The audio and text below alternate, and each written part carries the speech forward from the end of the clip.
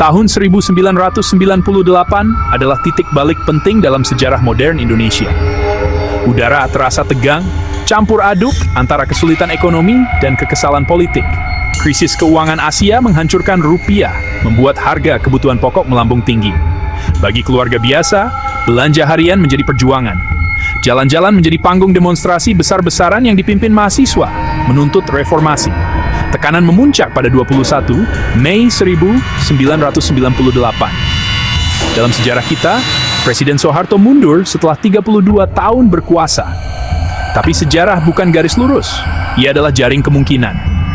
Bayangkan bulan Mei yang berbeda, bayangkan teriakan perubahan disambut tekad mempertahankan kekuasaan. Bagaimana jika Soeharto berhasil melewati badai? Ini bukan soal satu keputusan saja, melainkan interaksi kompleks kekuatan.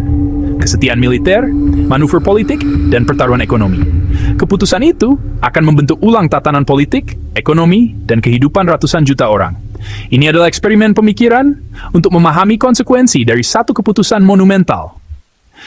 Agar kekuasaan bertahan menghadapi penolakan publik, fondasinya harus kokoh. Dalam garis waktu alternatif, kelangsungan Soeharto bertumpu pada kesetiaan TNI yang tak tergoyahkan. Bayangkan para jenderal secara terbuka memihak presiden. Protes dibingkai sebagai ancaman stabilitas dan persatuan nasional.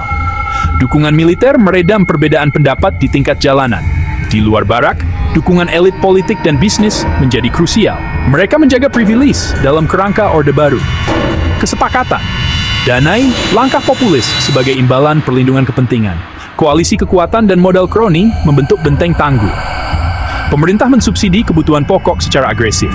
Secara fiskal tidak berkelanjutan, namun manjur sebagai penenang jangka pendek. Penumpasan keras mengirim sinyal intoleransi pada perbedaan pendapat. Alternatifnya, kooptasi posisi dan konsesi memecah oposisi. Pertunjukan kekuatan dipadukan dialog strategis mengisolasi faksi radikal. Gerakan reformasi tak kurang kohesif, ancaman berkurang. Jika Soeharto tetap berkuasa, musim semi kebebasan politik tenggelam dalam pembekuan yang dalam. Sistem multipartai tetap jadi mimpi jauh. Golkar mendominasi, sementara PPP dan PDI menjadi oposisi simbolis. Upaya membentuk partai independen ditumpas dan dicap subversif. Lanskap politik menjadi taman yang dikontrol ketat. Aktivis dan mahasiswa menjadi target aparatur negara.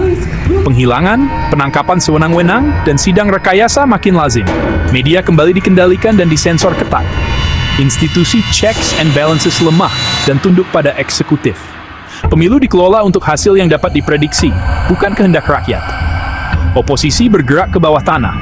Publikasi klandestin dan bahasa kode menjadi alat perjuangan. Gerakan makin terfragmentasi dan sebagian meradikalisasi. Frustrasi memicu taktik ekstrem, melahirkan siklus represi dan perlawanan. Perjuangan demokrasi berlanjut, lebih panjang, berbahaya. Tersembunyi, jalur ekonomi menyimpang.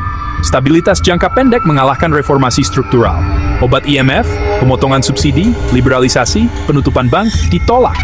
Negara menyelamatkan kroni dan mempertahankan kendali ekonomi. Tercipta ilusi pemulihan, masalah inti tetap. Investasi jangka panjang surut, ekonomi makin terisolasi. Korupsi, kolusi, dan nepotisme makin mengakar tanpa pengawasan independen. Proyek dan kontrak publik memperkaya segelintir elit. Kesenjangan melebar menjadi jurang. Stagnasi berkepanjangan, mobilitas sosial terbatas tanpa koneksi politik. Harga beras mungkin stabil, daya beli keseluruhan menurun. Budaya sensor diri menggeser diskusi publik ke bisik-bisik. Kampus dan kurikulum di bawah pengawasan dan narasi negara. Kebebasan kreatif dibatasi, karya subversif berisiko. Keamanan fisik menukar kepenuhan intelektual, paradoks keseharian. Brain drain dan ketegangan sosial menumpuk. Soal krisis, desperate dias, merlay, pretty much amazing.